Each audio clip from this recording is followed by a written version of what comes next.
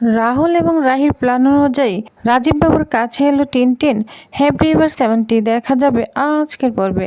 বিস্তারিত জানতে ভিডিওতে একটি লাইক দিয়ে চ্যানেলটি সাবস্ক্রাইব করে সম্পূর্ণ ভিডিওটি দেখতে থাকুন। গল্পের শুরুতে আমরা দেখতে পাবো তিতলিকে তো ঠাম্মি হাত ধরেই রেখেছে, কিছুতেই হাত ছাড়ছে না। এদিকে তিতলি তো খুব রাগান্বিত হচ্ছে, মনে মনে বলছে কি ভেবেছিলাম আর কি হলো, এই দিদিভাই না সব গুবলেট পাকিয়ে দিল, একদম অসহ্য লাগছে। এদিকে ঠাম্মি তো হাত ছাড়ছেই না, এইভাবে আমি কতক্ষণ দাঁড়িয়ে থাকবো? এমনভাবে ঠাম্মি হাত ধরে আছে যেন আমি এখান থেকে পালিয়ে যাব। এভাবে আর কতক্ষণ দাঁড়িয়ে থাকতে হবে কে জানে, কিছুই ভালো লাগছে না। এটা বলে তিতলি রাগান্বিত হতে থাকে। অন্যদিকে রান্নাঘরে কিছু একটা রান্না করছে তিতলির জন্য। আর তখন রাহুল বলে, কি ব্যাপার রাহি, তুমি এখানে কি করছো? আমরা সবাই তোমার জন্য এখানে দাঁড়িয়ে আছি আর তুমি ঘুটিবাটি নিয়ে ব্যস্ত। রাহি তখন বলে, শোনো দিদি হিসাবও তো আমার কিছু দায়িত্ব আছে, আমি সেটাই পালন করছি। যা শুনে সবাই অবাক হয়ে তাকিয়ে থাকে।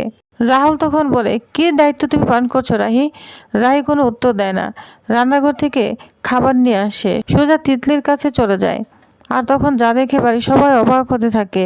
রাহি তখন তিতলিকে খাবার তো দেয় মুখে, বলছে নে খা তিতলি, তাড়াতাড়ি খেয়ে নে। যা দেখে রাহুল অবাক হয়ে যায়, বলছে এত ঝামেলার মাঝেও রাহি তিতলির কথা ভাবছে। এদিকে অনি বলতে থাকে, জানিস তো লাক্স, বৌদি আসলে না তিতলির জন্য খাবার আনতে গিয়েছিল। একেই বলে মার থেকে না দিদির দরদ বেশি। এ বলে দুজনে একটু হাসতে থাকে। অন্যদিকে রাহুল বলতে থাকে, সিরিয়াসলি রাহি, এখন তুমি ওকে ভাত খাওয়াতে বসেছো? আমাদের কিন্তু দেরি হয়ে যাচ্ছে, আমাদের যেতে হবে এক্ষুনি। রাহি তখন বলে, দাঁড়াও রাহুল, ও এখন এমন অবস্থা নেই যে ও নিজেই খাবার খেতে পারবে। আমরা কখন যে ফিরি ঠিক নেই, অনেক রাতও হতে পারে, কিন্তু ওকে এ পর্যন্ত না খেয়ে থাকবে? এই বলে তিতলিকে খাইয়ে দিচ্ছে রাহি। যা দেখে তো সবাই অবাক হয়ে যায়। আর রাহুল মনে মনে বলতে থাকে, মেয়েটাকে যতই দেখছি ততই যেন অবাক হচ্ছি। এই মেয়েটার সাথে সবাই কত খারাপ ব্যবহার করছে, বিশেষ করে নিজের বোন পর্যন্ত ওকে অপমান করতে একবারও ভাবেনি। তবু রাহির মধ্যে যেন কোনো অবহেলা নেই, সব সম্পর্কগুলো আঁকড়ে ধরে আছে। তবে মেয়েটার মধ্যে যেমন রাগ আছে, অভিমানও আছে, কিন্তু তার থেকে বেশি দায়িত্ববোধ রয়েছে। আর এই জন্যই হয়তো ও আলাদা। এদিকে রাহুলের মাও সে একই কথা বলছে, মেয়েটাকে যতই দেখছি চিনতে পারছি না, মনে হয় ও সবার থেকেই আলাদা। এটা বলে সেও রাহির প্রতি অবাক হয়ে তাকিয়ে থাকে। অন্যদিকে তিতলির খাবারের পর সবাই প্রস্তুতি নেয় রাধিকার বাড়িতে যাবে। তখন এক এক করে সবাই বেরিয়ে পড়ে। এদিকে সবাই চলে এসেছে রাধিকার বাড়িতে। রাধিকা সবাইকে দেখে অবাক হয়ে যায় আর অনেক খুশি হতে থাকে। এদিকে রাধিকার বাড়িতে নিমুকে দেখে সবাই অবাক হয়ে যায়। রাহুল বলে, নিমু তুই এখানে? তখন বলে, হ্যাঁ এখানে থাকবো না তো কোথায় থাকবো? আর তোরা যে এখানে এসেছিস আমাকে তো বলিসনি। তখন রাহুল নিমুকে জড়িয়ে ধরে আর দুজনে অনেক খুশি হয়ে যায়। টিনটিন তখন দৌড়ে এসে বলে, মিমু মামা তুমি আমার জন্য কি এনেছ? মিমু তখন হেসে বলে, কিচ্ছু আনিনি, কিন্তু তোমার মামি এনেছে। রাহি তখন সুন্দর একটা প্যাকেট টিনটিনের হাতে দেয়, বলে নাও এটা তোমার জন্য। টিনটিন অবাক হয়ে প্যাকেটটা নাড়াচাড়া করতে থাকে, বলছে কি এটা কি চিংড়ি ফিশ? কথাটা শুনে সবাই হাসতে থাকে। রাহি তখন বলে, না না এটা কোনো ফিশ নয়, এটা হচ্ছে পায়জামা পাঞ্জাবি, কারণ এটা পরে তুমি তোমার দাদুর সামনে গুড বয় হয়ে যাবে।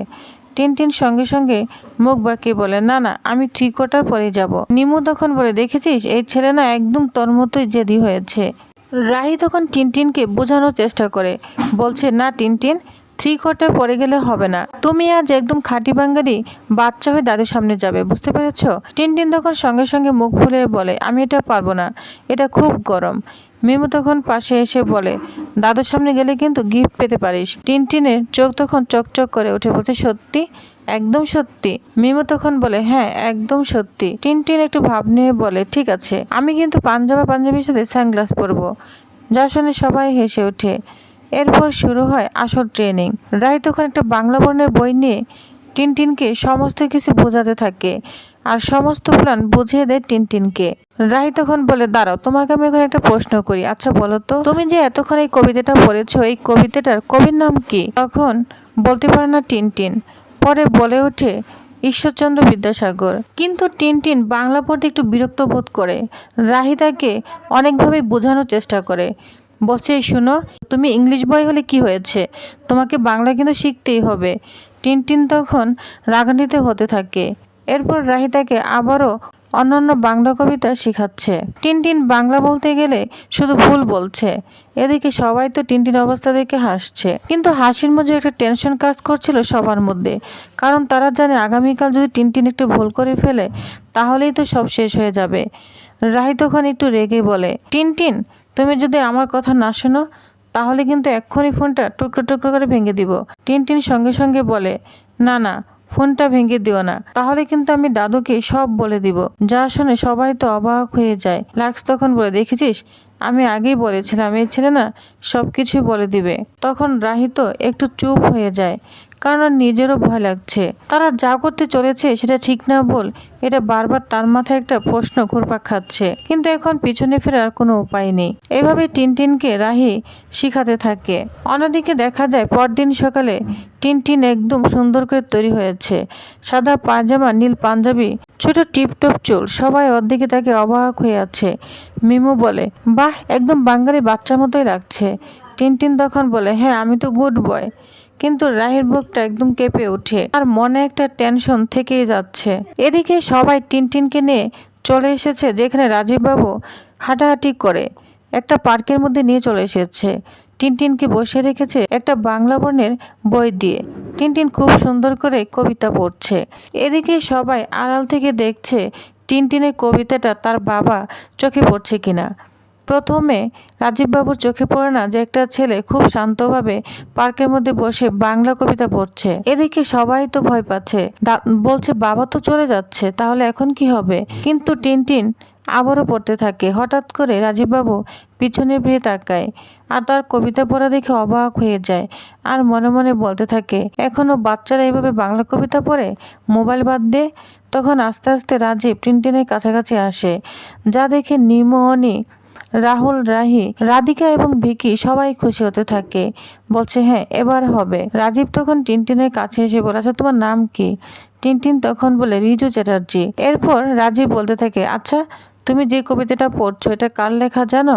টিনটিন কয়েক সেকেন্ড চুপ থেকে যায়। হঠাৎই রাহি তাকে পড়িয়েছিল এবং কবির নাম বলেছিল, ওইটা মনে করতে থাকে। এদিকে সবাই তো ভয় পেতে থাকে, এবার না সব গোলমাল করে ফেলে। তখনই টিনটিন বলে ওঠে, পণ্ডিত ঈশ্বরচন্দ্র বিদ্যাসাগর। যা শুনে রাজীববাবু অনেক খুশি হয়ে যায়। এদিকে পিছনে আড়ালে যারা লুকিয়ে আছে সবাই হাসতে থাকে। এদিকে যারা লুকিয়ে আছে রাহুল, রাহি সবাই অনেক খুশি হতে থাকে। রাজীব তখন হেসে বলে, বাহ, খুব সুন্দর হয়েছে। এরপর টিনটিন বাংলা গান গাওয়া শুরু করে।